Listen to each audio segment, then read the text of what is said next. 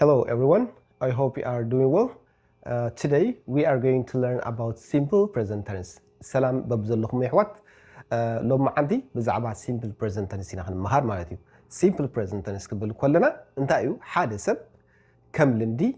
كم حق إذا كنا نايتسب كم لندي ودما كم روتين تداغاغامي زغوبرو نايتسب ينغرنا مالتي. هجي زحالف فيديوهات انت اينا رينا نيرنا كاب فيديو نمبر 1 كساب فيديو نمبر 5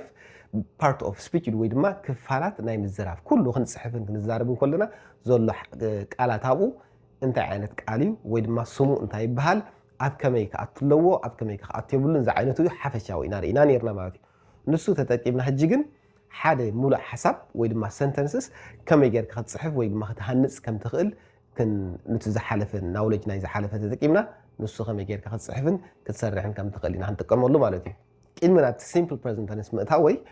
ናይ ሓንቲ ኣብነት ክበኩም የና ኣብነት ኩሉ ሰብ ዝፈልጦ ሜሲ ኣሎና ኣብነት ተፃዋት ኩዕሶ እንድሕር ዳ ሓቲትኩምኒ ሜሲስ እንታይ ዝገብር እንድሕር ዳ ኢልኩምኒ ሕጂ ንዕኡ ብሲምፕል ፕሬዘንት ተንስ ይኹምልሶ ዘለና ኣነ ሜሲ እንታይ ብለኩም ኩዕሶ እግሪ ይፃወት ይብል ማለት ሕጂ እንታይ ኢልኩም ምልሳለኒ ሜሲ plays soccer ይብለኩም soccer እዚ ኣብ ኣሜሪካን ኣብ ካናዳን ኩዕሶ እግሪ ሳከር እዮም ዝብልዎ ማለት እዩ ስለዚ ሜሲ ኩዕሶ ይፃወት ኢለኩም ዘለኹ ታ ፕሌይዝ እንታይ ይፃወት ክፃወት እዩ ኣይኮነን ንመጻኢ ወይ ድማ ተፃዊቱ ኣይኮነን ንሕሉፍ ኣይኮነን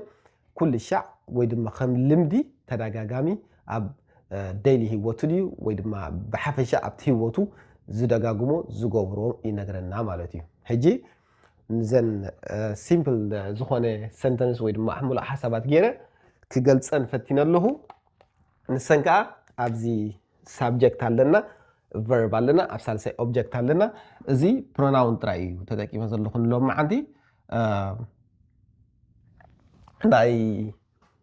ሳብጀክት ኩሉ pronoun እናጠቂምና ዘለና ክንድስም ማለት እዩ ተማሂርና ኢና verb ብverb ያዘላብ አንኮላ እዚ ኦብጀክት ድማ እቲ ተቀባሊ ንኣብነት ኣብታ ናይ ሜሲ ጉዳይ ሜሲ ኢልና ኣለና ሜሲ እንታይ ዝኸውን ዘሎ ሳብጀክት ይኸውን ኣሎ እቲ ፈጻሚ ስለ ዝኾነ I mean plays ኢልና ነርና ይፃወት እንታይ እዩ verb ይኸውን ኣሎ እዚ ማእተወት ነራ ኦብጀክት እንታይ እዩ ዝፃወት ተቀባሊ ናይቱ ፈጻምሲ እንታይ ዝገብር ዘሎ ወይ እንታይ ዝፍጽም ዘሎ ኦኬ ሳከር ወይ ድማ ኩዕሶ ይፃወት ኣሎ ኩዕሶ ኸ ኣብዚ ኦብጀክት ኣቱ ማለት እዩ ሕጂ ኣርባዕተ ስነ ሓሳብ ወይ ድማ I mean full sentence ወሲደ ኣለኹ subject እዩ subject እንታይ ለኩም ፀኒሐ pronoun እዩ ኣብ ክልተ ብክልተ እየን ዝኽፈላ ኩለን ዘን ታሕተወት ሲንጉላር ኤንድ ሳልሳይ ኣካል ውልቃውን ሳልሳይ ኣካልን ኤስ ንውስኸሉ እቲ ቨርብ ኢና ዘን ታሕተወት ንኣብነት ብታሕቲ ዘለዋ ኣብዚአን ኩለን እዘን ላዕለወት ድማ እታ ቨርብ ከም ዘላታ ንጥቀመላ ዓይነት ፕሮናውን ወይ ድማ ሳብጀክት ማለት እዩ ሕጂ ንኣብነት ኣብዚ እንታይ ኢለ ኣለኹ ኣነ ኣይ ኣለና ዊ ንሕና ኣለና ዘይ ንሶም ኣለና ንሳቶም ማለት እዩ ዩ ኸዓ ንስኻ ንስኺ ንስኻትኩም ንስኻትክን ዝበል ኣለና ማለት ሕጂ እንታይ ዝወስድ ኣይ ድሪንክ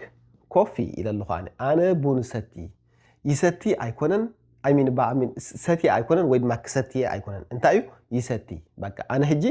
ክሰቲ ክእል ፅባሕ ሰቲ ክእል ድሕሪ ፅባሕ ሰቲ ክእል ቡን ከም ዝሰቲ ከም ዘይፀልእ እዩ ዝነግረና ዘሎ ማለት እዩ ሕጂ ዊ እንድሕር ዳ ኢልና እውን ታ ድሪንክ ከም ዘላታ እያ ትብል በቃ ታታዊ ታ ሳብጀክት ጥራይ ትቕይር እምበር ንሕና ወይ ድማ ዊ ድሪንክ ኮፊ ከም ዘላታ ትኸውን ማለት እዩ ዘይ ኣለና ዘይ እውን ከምኡ ዘይ ድሪንክ ኮፊ ኩሉ እቲ ኣብዚ ዘሎ ሳብጀክት ሓንቲ ዓይነት ቨርብ እየን ዝወስዳ ዘን ላዕለዎት ማለት እዩ ዩ ንስኻ ንስኻትክን ዝብል ከ ድሪንክ ኮፊ ኩሉ ነገር ባታ ቨርብ ከም ዘላታ እያ ታ ድሪንክ ወይ ድማ ታ ምስታይ ትብል ንሰቲ ቡን ንሰቲ ኢላ ተኣቱ ማለት እዩ ኣብዛ ካልእቲ ግን እዚኦም ሲንጉላር ኤንድ ሳልሳይ ኣካል ውልቃውያን እዮም ሳልሳይ ኣካል እዮም ሳልሳይ ኣካል ውልቃውያን ዘብሎም ኢት እንታይ እዩ ንሓንቲ ዝኾነት ነገር ወይ ድማ እንስሳ ፆታ ዘይትፈልጥ እንታይ ኢና ንብላ ኢት ንብላ ሕጂ እቲኣ ኢልና ክንዛረብ ከለና ምሳና ያላን ሳልሳይ ኣካል ዘብላ ካባና ወፃኢት እያ ብዛዕባ ኢና ንዛረብ ዘለና ሺ እንታይ ኢልና እውን ንሳ ኢልና ንጓል ኣንስተይቲ ንዛረበሉ እዩ ሳልሳይ ኣካል እያ ፕላስ ሺ ኸዓ ንሓንቲ ጓል ኣንስተይቲ ኢኻ ትብላ ልዕሊ ሓንቲ እንተኮይነን ኣብይ ማእተወት ነራ ዘይ ማእተወት ማለት እዩ ሂ እንተኮይኑ ኸ ወዲ ተባዕታይ ምሳና የለን ንሱ ኢልና ብዛዕባ ሓደ ወዲ ክንዛረብ ከለና ኢና ሕጂ እዚአን ሰለስቲአን ሳልሳይ ኣካል ኤን ሲንጉላር ወይ ድማ ውልቃውያን ዝኾና እንታይን ዝወስዳ ንቨርብ እዚ ኤስ ኣድ ገብራሉ ማለት ሕጂ እዚኣ ክንፅሕፋ ከለና ድሪንክ ዝነበረት ኢት እና ኢት ድሪንክስ ንብል ሰቲ ኢት ድሪንክስ ኮፊ ሕጂ ንሳሲ ቡን ትሰትያ ንብል ንኣብነት ሺ ኢልና ከዓ በታ ጓል ኣንስተይቲ ክንዛረብ ከለና እቲኣ ኢት ነገር ወይ እንስሳ ኢልና ነርና ሺ ከዓ ጓል ኣንስተይቲ ኢልና ሺ ድሪንክስ ኮፊ ወዲ እንተኮይኑ እውን ከምኡ ሂ ድሪንክስ ኮፊ እዚ ሕጂ ንኣብነት ሂ እንታይ ክኸውን ይኽእል እዩ ንኣብነት ኣነ ክኸውን ይኽእል እየ ብዛዕባ ይትዛረቡ እንድሓር ሃሊኹም ጆን ድሪንክስ ኮፊ ሕጂ ኩሉ ሂን ጆንን ኣብታ ድሪንክ ፍልሊ ኣየምፁን እዮም ማለት ኩሉ ሻዕ ድሪንክስ ይኸውን ሓደ ሰብ እንድሕር ዳኣ ኮይኑ ምሳኻ ዘየለ ወይ ድማ ሳልሳይ ኣካል እንድሕር ዳኣ ኮይኑ ማለት እዩ ካልአይቲ ኣብነት ኣላትና እንታይ ወሲደ ኣለኹ እተን ፕሮናውን ንሰን እየን ባዕለን እየን ግን ኢት ኤ ባናና ኢልና ኣለና መን እዩ ኣይ እንታይ ኢለ ኢት ኤ ባናና ኣነስ ባናና ይበልዕ ሕጂ ክበልዕ ኣይኮነን በሊዓ ኣይኮነን ይበልዕ ማእስዩ ብዘየገድስ ኣነ ባናና ከም ዝፈቱን ከም ዝበልዕን እነግረና ኣሎ ማለት እዩ ሕጂ ዊ ንሕና ዊ ኢት ኤ ባናና ሕጂ እዛ ኤ ከዓ ብቐዳማይ ተማሂርና ነርና ሓንቲ ባናና እንድሕር ዳኣ ኮይና ፕላስ ካውንታብል ወይ ድማ ዝቁፀር እንድሕር ዳኣ ኮይኑ እንታይ ንብል ኤ ተን ኣርቲክል ተጠቂምና ኤ ክንጥቀም ኣለና ሓንቲ እንድሕር ዳኣ ኮይና ኣብዚ ኤ ዝተዘለዎ ባናና ዝተዝኸውን ነይሩ ግን እታ ኤ ክትኣቱ ይትኽእልኛ ንኣብነት ክልተ ባናናስ ገለ ኢልና ነቲ ባናና ክንደይ ምዃኑ ነነፅረልና ማለት እዩ እዚኣ ከዓ ክትጥቀመላ ወይ ክትዝክርዋ ስለ ዝደለኹ የምፅእ እያ ዊ እንተኮይና እውን ኢት ኤ ባናና ንሕና ባናና ንበልዕ ኢና ዘይ እንተኮይኑ እውን ከምኡ ዘይ ኢት ኤ ባናና ሕጂ ንሶምን ባናና በልዕዮም ዩ ንስኻ ንስኺ ንስኻትክን ንስኻትኩም ዝብል እውን ዩ ኢት ኤ ባናና ሕጂ ንኣብነት ኣብቲ ሞድ ኤቭሪደይ ገለ ኢልና ክንቁፅሎ ንኽእልና ኣብዚኣ እውን ግን እኽልቲ እያ ትውዲኣ ምልእቲ ሓሳብ ቅንዕቲ እያ ማለት እዩ ኣብዚኣ ትሕቲኣ ግን ንስ ኢት ኢላ ንእንስሳ ነገራትን ትገልፀልና ኣላ ንሓንቲ ሺ ንሳ ንጓል ኣንስተይቲ ሓንቲ ኣለሃና ሂ እውን ንወዲ ተባዕታይ ሓደ ኣለና ሕጂ እንታይ ኢና ክንብል ዘለና ኢት ዝነበረት እንታይ ክኸውን እያ ኣብ ሲንጉላር እንተመፅኡ እቲ ኢት ሬጉላር ቨርብ እንታይ ውስኽ ኤስ እዩ ዝውስኸልና ማለት ሕጂ እዚኣ እንታይ ትኸውን እያ ኢትስ ሕጂ ኢት ኢትስ ኤ ባናና ንብል ሺ ኢትስ ኤ ባናና ሂ ኢትስ ኤ ባናና ንሱ ንሳ እቲ ነታ ነገር ባናና ትበልዕ ኢልና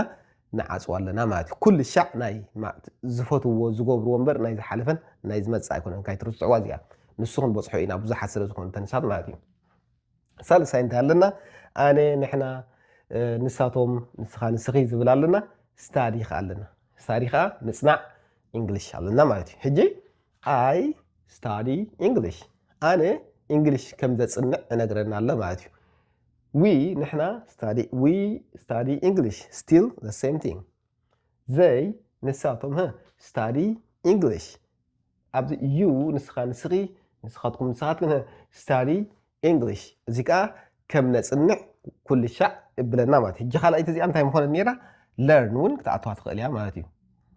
ሕጂ ክንዲ ስታዲ እንታይ ክንብል ኢና ኣይ ለርን እንግሊሽ ዩ ለርን እንግሊሽ ኩሉ ይኣቱ እዩ ኣብዛ ትሕቲኣ ግን ከምዛ ዝሓለፍና ኣላ ናይ ሲንጉላር ፕላስ ሳልሳይ ኣካል ኣለና ማለት እዩ ሲንጉላር ኮይኑ ውልቃዊ እንተኮይኑ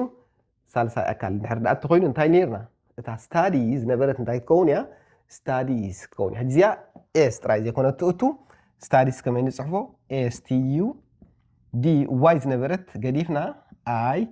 ኢኤስ ስታዲስ ከምኣ ትፅሓፍ ማለት እዩ ሕጂ